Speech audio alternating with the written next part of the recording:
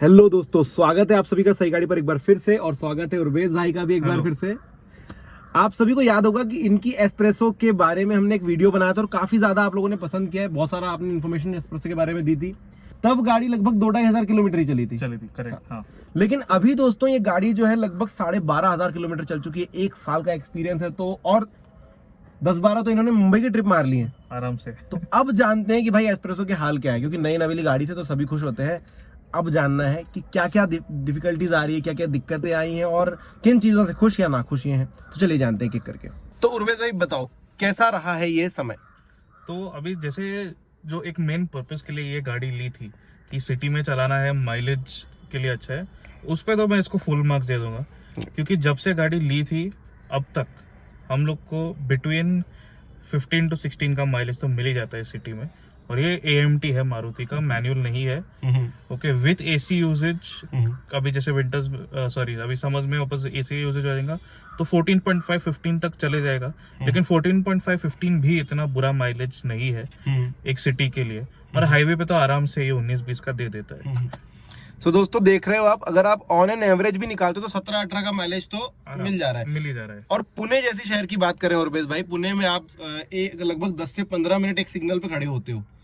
2 से 4 बार में आप सिग्नल क्रॉस करते हो। उस समय पर गाड़ी चालू है, AC चालू है, उसके बावजूद आपको इतना ज्यादा अच्छा खासा माइलेज मिल रहा है। तो ये काफी अच्छी बात मैं कहूंगा एस्प्रेसो के बारे में। तो मैं एक्चुअली क्या करता हूँ कि अगर काफी ज्यादा गर्मी रहा तो ही मैं कार को, इंजन को ऑन रखता हूँ, AC को ऑन रखता हूँ। अदरवाइज मेरा एक ये है कि अगर आपका जो है सिग्नल 30-35 सेकंड से ज्यादा का है समय, तो आप इंजन बंद कर दीजिए। उससे आपको माइलेज में बहुत इंप्रूवमेंट हो जाएगा। मैंने ये देखा है। और फ्यूल भी सेव कर रहे हैं आप अपने आने वाली जनरेशन के लिए। करेक्ट। ओके, तो ये तो हो गई दोस्तों माइलेज की बात की। आपको उर्वेश भाई ने बता दिया माइलेज कैसा है। इंजन परफॉर्मेंस कैसा चल रहा है अभी? इंजन परफॉर्मेंस ओके है। मतलब मैं ऐसे नहीं कहूंगा कि काफी ग्रेट है, बिकॉज ऑब्वियसली छोटा है, 3 सिलेंडर है, 1 लीटर का इंजन है। बट जैसे सिटी में चलाने के लिए बहुत अच्छा है। ओके, स्मूथ है। जैसे मैंने प्रीवियस वीडियो में भी बोला था कि ओवरटेक करने के लिए अच्छी खासी है। बट ऑफ कोर्स हाईवे पे, जैसे शंगार ने मेंशन किया कि मैंने अभी काफी सारे अप डाउन किए, बॉम्बे के ट्रिप्स किए, फिर मैं महाबलेश्वर भी काफी गया। तो इतने में मुझे एक चीज मालूम पड़ा कि ये जो गाड़ी है एक्सप्रेसवे या फिर हाईवेज के लिए अच्छी है। बट आप जो है जैसे बड़ी गाड़ियों, बड़ी इंजन के साथ जैसे आप 100-120 पे चलाते हो, ये गाड़ी बेस्ट है 80 to 95 के रेंज में चलाने के लिए। क्योंकि उसके बाद फिर आपकी जो गाड़ी है वो थोड़ी सी अनस्टेबल होने लग जाती है। उसी के मतलब वही जो है जानकारी के लिए मैंने एक एक्सपेरिमेंट किया था कि मैं एक्सप्रेस वे पे था बॉम्बे पूना के, और मैंने ये गाड़ी को जो है 120 पे लेके गया, जो सेफ नहीं था। बट मैंने जो है एक्सप्रेस वे का जो लेन जिसमें था, मैं एम्प्टी था, आजू बाजू कोई ज्यादा गाड़ी नहीं थी, तो मैंने 120 पे लेके गया। प्लस एक चीज मैंने नोटिस की, गाड़ी में वाइब्रेशंस काफी आ जाते हैं। तो डेफिनेटली मैं सजेस्ट करूँगी जिनके पास भी छोटी गाड़ी है, नॉट ओनली एस्प्रेसो, क्विड हो गई, ऑल्टो हो गई, 80 to 95 के रेंज में आप चलाइए। ये माइलेज भी अच्छी देगी आपको और आपको कंफर्ट भी देगी, उसका कोई डाउट नहीं है। और जो लोग सोच रहे हैं अभी कि अरे 90-80 तो बहुत कम हो गया, उनको बता दूं कि दोस्तों ज्यादातर एक्सप्रेस की लिमिट ही उतनी होती है।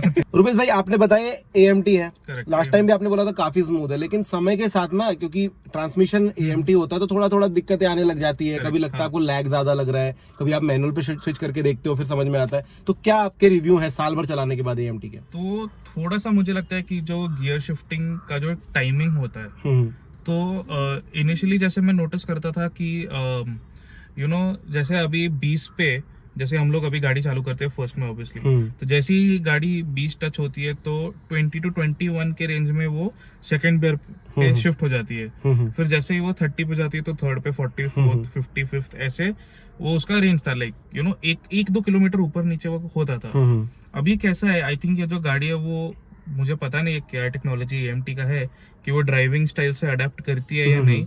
बट जैसे मैं मतलब देखता हूँ ना कि मैं कभी कभी 4th गियर में भी मैं कभी कभी 60 पहुंच जाता हूँ, अगर मैं थोड़ा सा फास्ट चला रहा हूँ। और अगर नॉर्मल टाइम पे भी तो भी वो मुझे 43-44 पे जाने के बाद वो 4th गियर पे शिफ्ट होता है। मतलब आपको हेल्प कर रही है कि आप लैग फील ना करो। हाँ, बट कभी कभी वो लैग फील हो भी जाता है। ठीक है, वो अगर उसको मैंने मैनुअल मोड पे डाला तो वो प्रॉब्लम मुझे नहीं आता है।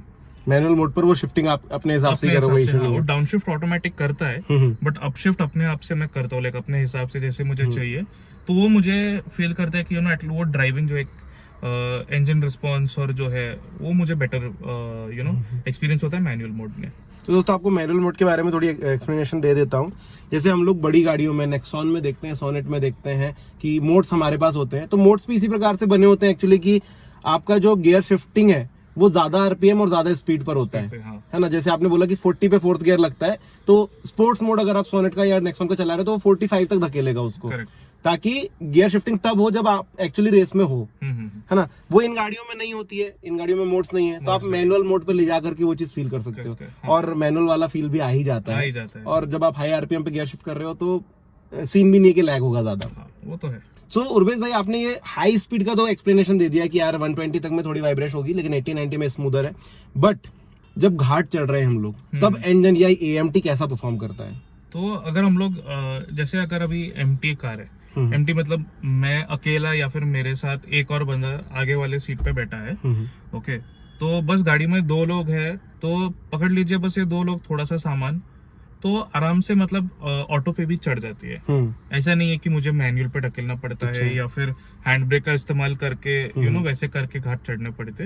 वो ब्रेक और एक्सीलरेटर पे वो ऑटोमेटिकली चढ़ जाता है। अभी जैसे बाकी एएमटी में अगर आप देखोगे, आपने जैसे ही ब्रेक से पैर छोड़ा तो वो पीछे आने लगती है गाड़ी।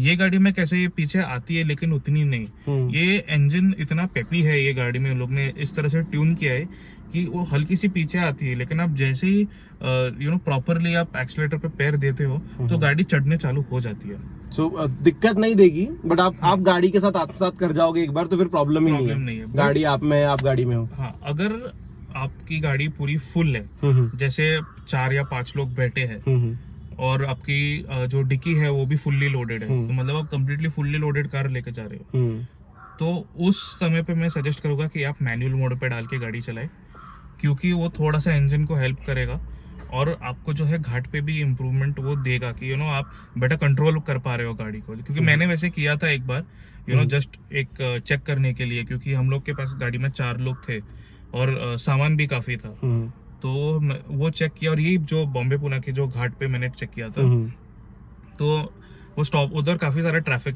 जाम था, तो आई मीन एम्प्टी रोड रहता है तो कोई दिक्कत आती नहीं है यूजुअली चढ़ने में, बट जब ट्रैफिक रहती है वो भी घाट पे, तो आपको डर रहता है कि गाड़ी चढ़ेगी नहीं चढ़ेगी। जैसे मैनुअल गाड़ी में तो आपके पास क्लच है कंट्रोल करने के लिए, ऑटो गाड़ी में नहीं होती है।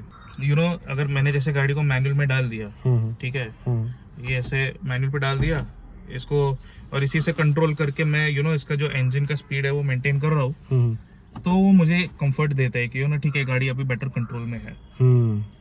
तो ये आपको एक कंट्रोल यहाँ मैनुअल से भी मिल जाता है। हाँ। अच्छा, ये तो हो गई गाड़ी की परफॉर्मेंस की बात। अब मैं चाहूंगा कि मारुति की परफॉर्मेंस कैसा है, मतलब सर्विसिंग का क्या सीन चल रहा है, सर्विसिंग सही से मिल रही है, सब कुछ बढ़िया है या क्या परेशानी है? ये गाड़ी के जो है तीनों भी फ्री सर्विसिंग खत्म हो गए, मतलब 3 सर्विसिंग हो गए इसके। इनिशियल जो था वो तो 1000 किलोमीटर का था, फिर 5000 और अभी जो है 10,000 पे हम लोग ने करवाया सर्विसिंग। बट तीनों भी बार जब मैं लेके गया, जो यहाँ पे पुणे में जो कातरज का उनका जो सर्विस सेंटर है, जो भी उनके जो इंजीनियर्स थे या फिर जो सर्विस एडवाइजर्स थे, वो काफी सारे फ्रेंडली है। एंड वो आपको मतलब जैसे कुछ डीलर्स में आप देखोगे, जैसे मारुति की बात नहीं कर रहा हूँ मैं, दूसरे भी ब्रांड्स के आपको कभी लगता है कि वो लोग बिन वजह आपको खर्चा करवाते हैं कि बोलते सर ये पार्ट खराब है, आप इसको रिप्लेस करवा दो, बल्कि वो पार्ट एक्चुअली खराब होता भी नहीं है। यहाँ पे ऐसा कुछ नहीं है। यहाँ पे आपको बोलेंगे कि सर ये आपका पार्ट इस कंडीशन में है या फिर इतना परसेंटेज इसका है बाकी, तो आपको इतने समय बाद आपको वो चेंज करना पड़ेगा। हाँ, अभी एक चीज जो जिसमें से मुझे थोड़ी सी दिक्कत आई थी, जो अभी इसकी जो लास्ट सर्विसिंग थी, उन्होंने मतलब नाम सिर्फ दिया है फ्री सर्विसिंग, उसमें सिर्फ जो है लेबर चार्ज फ्री हो जाता है, मतलब जितना भी होता है उसका चार्ज। बाकी जितने भी आपके कंज्यूमेबल्स है, जैसे हो गया आपका oil filter, air filter, engine oil जो भी चेंज होता है, बाकी के जो ऑयल्स वो लोग चेंज करते हैं 10,000 किलोमीटर्स पे, ये जितने भी होते हैं ये सारे के आपको चार्जेस वो भरने पड़ते हैं। तो ऐसा आप मत सोचिए कि 10,000 किलोमीटर्स के बाद भी आपको एक फ्री सर्विसिंग मतलब आपको 100-150 रुपए देना पड़ेगा, ऐसा कुछ नहीं है। तो उनका जो फ्री सर्विसिंग आई थिंक जो है लेबर रिलेटेड होता है, तो आपके जो लेबर चार्जेस है वो माइनस हो जाते हैं। बाकी जो कंज्यूमेबल्स है वो तो उसके चार्ज देने ही पड़ते हैं। ओके, सो ये एक आपको छोटी प्रॉब्लम दिखाई दी है, बट आई फील कि वो ठीक है। मतलब मैं अभी कॉस्ट मेंशन नहीं करूंगा, बट या थोड़ी सी हाई साइड पे थी। मारुति को कंसिडर कर करके, वो भी छोटी गाड़ी। क्योंकि मारुति की सर्विसिंग वैसे भी पूरे दुनिया में जानी जाती है, इंडिया में तो जानी ही जाती है कि भाई कहीं पर भी सर्विस हो जाएगी और बहुत ज्यादा अच्छे से। राइट।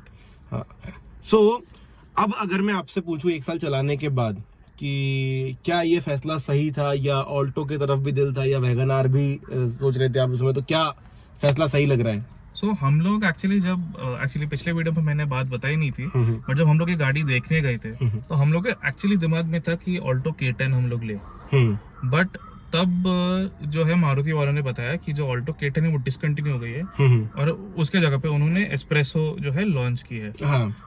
तो हम लोग ने बोला ठीक है, हम लोग ये गाड़ी देखते हैं, फैमिली में सबको पसंद आई। हाँ, ऑफ कोर्स कि ये है अच्छी कॉम्पैक्ट कार है, छोटी सी। ओके, मैं अभी दुनिया या फिर मारुति भी इसको माइक्रो एसयूवी बोलते हैं, मैं इसको माइक्रो एसयूवी नहीं बोलूंगा। ठीक है, ये हैचबैक है, बस इसकी थोड़ी सी ग्राउंड क्लियरेंस है अच्छी है। तो एक हैचबैक है जिसकी ग्राउंड क्लियरेंस अच्छी है। तो हाँ, जो आपका सवाल है कि हम लोग जो फैसला लिया था वो करेक्ट था, तो आई थिंक काफी करेक्ट है। और ये पैसा वसूल वाला एक डिसीजन था कि हम लोग ने इसके ऊपर जितना भी खर्चा किया है वो आज तक हम लोग को ऐसा रिग्रेट फील नहीं हो रहा है कि यार हम लोग ने ये गाड़ी क्यों लिया। और मुझे तो ऐसा लगता है आपका वाला वीडियो देखकर ही मारुति ने इसके प्राइसेस भी इंक्रीज कर दिए हैं। ऑलमोस्ट 1 लाख रुपए से प्राइसेस बढ़ गए हैं। वो तो अभी उसका फेसलिफ्ट और फीचर्स आए उसमें, तो उसके वजह से है फीचर्स। बट मुझे देखिए, इस गाड़ी में अगर आप फीचर्स की बात करोगे ना दोस्तों, तो इसके अंदर सब कुछ है जो हमें एक हमारी सिटी ड्राइव की गाड़ी के अंदर चाहिए। आपके पास एडजस्टेबल सीट है, आपके पास अच्छा खासा स्टीयरिंग व्हील के ऊपर कंट्रोल्स है, आपके पास एप्पल कारप्ले एंड्रॉइड ऑटो है। वो नहीं चाहिए तो आपके पास ये है इनका कनेक्ट है, स्मार्ट कनेक्ट है, जिसमें ज्यादातर फीचर्स हो जाते हैं। एसी आपने दिया हुआ है, आपके पास बढ़िया सा स्पीडोमीटर है, और स्पेस सबसे ज्यादा चीज है जो बहुत ज्यादा है इस गाड़ी के अंदर। प्लस इंजन आपने जैसे बोला पेपी है, बढ़िया सा चलता है। सो सिटी ड्राइविंग के लिए दोस्तों जितनी चीजें जरूरी है ना, कि आप ट्रैफिक में फंसे हो और यार क्या करें उस समय, तो गाने सुनने के लिए अच्छे खासे स्पीकर हैं, डिसेंट स्पीकर हैं। तो स्पीकर की जैसे हम लोग बात कर रहे हैं, तो मैं बता दूं कि जो है ना, आगे सिर्फ बाय डिफॉल्ट सिर्फ फ्रंट में 2 स्पीकर मिलते हैं, पीछे मिलते नहीं है। वो आपको एडिशनली आपके जो है डीलर से लगवाने पड़ते हैं। वो हमने लगाए नहीं, बिकॉज ज्यादातर जो ये गाड़ी चलाते या फिर मैं या फिर डैड चलाते हैं, मोस्ट ऑफ द टाइम हम लोग मतलब 1 पर्सन ही चलाते हैं। गाड़ी में एक ही जन रहते हैं, तो वो मतलब 4 स्पीकर का जरूरत नहीं पड़ता है। फ्रंट 2 स्पीकर है तो उसमें काम चल जाता है। बाद में मतलब हम लगवा भी सकते हैं, अभी एडिशनली हम लोग सोच भी रहे, बट वो बात की बात है। ओके, तो वो चीज जो है दोस्तों आपको भी समझ में आ रहा होगा। एक कॉम्पैक्ट गाड़ी ले रहे हो अगर आप सिटी ड्राइव के लिए, तो ये काफी बढ़िया सा मामला यहाँ पर हो जा रहा है। मारुति ने भी सोच समझ कर सब चीजें डाली है। और अगर आपको फील चाहिए तो आप थोड़ा बहुत कच्चे रास्ते पे भी चले जाओ, हमने दिया है अच्छा खासा। यस, कच्चे रास्तों पे भी है। इसका जो कंफर्ट है, मतलब ऑफकोर्स जैसे बड़ी गाड़ियों का है उससे मैं कंपेयर नहीं करूंगा, बट ये गाड़ी जिस साइज पे बनाई है, जो इसका जो कंफर्ट है, आप थोड़ा सा मतलब जो खराब रास्ता है या फिर खड्डे बिड्डे में आप अगर लेके जाते हो, कोई दिक्कत नहीं है, आप आराम से। वो मतलब इतना सॉफ्ट सस्पेंशन नहीं है, बट कंफर्टेबल है, जितना मतलब आपको झटके ना लगे गाड़ी में, तो वो एक अच्छी बात है। जिस प्राइस बजट पे गाड़ी आ रही है उससे आप मर्सिडीज लेवल का सस्पेंशन तो एक्सपेक्ट नहीं कर सकते हो वैसे भी। लेकिन क्योंकि ग्राउंड क्लियरेंस अच्छा है, और अगर आप आज के समय में कॉम्पैक्ट एसयूवी जिनका जमाना चल रहा है कि आपको ग्रैंड विटारा ही लेनी है या ब्रेजा ही लेनी है, अगर उन पर भी जाओगे तो मुझे जहां तक लगता है अर्बन क्रूजर ब्रेजा ने काफी सॉफ्ट सस्पेंशन दिया है। क्रेटा थोड़ा सा दे देती है। बाकी ये जो कॉम्पैक्ट एसयूवीज एक्चुअली आई है, वेन्यू है, सोनेट है, नक्सॉन है, इकोस्पोर्ट थी, इस सभी में बहुत ज्यादा स्टिफ साइड ही थे। हाँ, बहुत ज्यादा स्टिफ साइड ही थे कि भाई आप अगर कच्चे रास्तों पे चल रहे हो तो फील तो करोगे ही करोगे कि आप ऑफ रोडिंग कर रहे हो। तो ये गाड़ी भी, वैसे दोस्तों आपको बता दूं, ये गाड़ी उनके मुकाबले काफी स्मूथ है। इतने स्टिफ यहाँ पर नहीं मिलेंगे सस्पेंशन, बट छोटी गाड़ी का वो समझ में आएगा आपको। अच्छा, मैं वापस एक बार, क्योंकि मारुति को लेकर के लोग अभी, क्योंकि देखो पिछले 4-5 सालों में एनकैप का बहुत ज्यादा भूत चला है लोगों के सामने कि एनकैप पे रेटिंग ये आ रही है, वो आ रही है। ये गाड़ी काफी गंदा परफॉर्म करती है, इससे ये कोई छुपाने वाली बात है नहीं। फिर भी क्योंकि आप सिटी में चल रहे हो 40, 50, 60 ही चल रहे होते हो, हाँ। उस हिसाब से आपको कैसी लगती है? क्या आपको कुछ परेशानी है? क्योंकि पीछे एक छोटा डेंट पड़ा है आपने बताया। हाँ, तो सो वो जो बेसिकली आई थिंक ये गाड़ी जो है स्टैंडर्ड 2 एयरबैग के साथ आती है। 2 जो है आगे, एक ड्राइवर और एक पैसेंजर का। हाँ, उनके लिए भी अभी नितिन गडकरी जी ने कर दिया है कि 6 एयरबैग ही देंगे, शायद इस जुलाई से आने वाला है। वो तो अभी अपडेट आएगा अभी आगे से, वो 6 बाय डिफॉल्ट उन्होंने बोला है। तो होपफुली जो एंट्री लेवल कार्स है उसमें भी आ जाए। बट हाँ, अभी जैसे बिल्ड क्वालिटी है, ओके, मैंने एक्सपेक्ट नहीं किया था कि मारुति का इतना मतलब ये होगा, क्योंकि जैसे एक्चुअली हम लोग मंदिर गए थे, हम लोग अंदर थे और हम लोग ने गाड़ी पार्किंग में लगाई थी, और पार्किंग में लगाने के बाद हम लोग बाहर आए और फिर देखे कि डिक्की पे एक डेंट है, और मतलब छोटा भी डेंट नहीं है, बड़ा डेंट नहीं है, वो मतलब एक डिसेंट साइज का, मेरे हाथ जितना उसका वो साइज है। तो हम लोग काफी कंफ्यूज थे कि यार ये डेंट कैसे पड़ा, ऊपर झाड़ से कुछ फल गिरा या फिर किसी का हाथ या फिर कुछ लग गया। तो वही एक है कि यार इतना मतलब कोई अगर किसी ने हाथ अगर रखा है तो काफी प्रेशर से रखा होगा कि वो डेंट पड़ जाए, या फिर अगर ऊपर से कुछ गिरा है तो फिर वो काफी फोर्स से वो हुआ होगा। तो बस यही बात है, थोड़ा सा मुझे ये होता है कि यार थोड़ा सा बिल्ड क्वालिटी बेटर करते हैं। तो ओवरऑल मैं कहूंगा कि जिस प्राइस पॉइंट में आपने लिया और जिस चीज को मद्देनजर रखते हुए कि भाई मुझे सिटी में ड्राइव करनी है, हाँ। उस हिसाब से गाड़ी आपके लिए ठीक है। करेक्ट, एकदम लाइक प्रॉपर है। जिसको भी एक गाड़ी चाहिए, जैसे कि आपका मेन मोटिव है कि मुझे सिटी में मेरा 90% कम्यूट है, हाईवे पे 10% है, हाईवे पे 10-15% है, बाकी का आपका पूरा सिटी में है। तो मैं सजेस्ट करूंगा कि आप ये गाड़ी ले लीजिए। ओके, एक्सपेंसिव नहीं है ज्यादा, बजट में आ जाएगी। आपको जो बेसिक फीचर्स है जो एक गाड़ी में मिलनी चाहिए, ठीक है, वो आपको मिल जाएगी। तो सुना दोस्तों आपने क्यूरबेज भाई की अपनी गाड़ी के बारे में क्या ख्याल थे, आप लोगों के क्या ख्याल है कमेंट सेक्शन में जरूर बताइएगा। और कुछ क्वेश्चन है एस्प्रेसो के बारे में तो बिल्कुल कमेंट में आप पूछ सकते हैं। मिलेंगे नेक्स्ट वीडियो में, और अगर आप चाहें तो उर्वेश भाई से वापस आपको मिलाएंगे। तब तक के लिए धन्यवाद।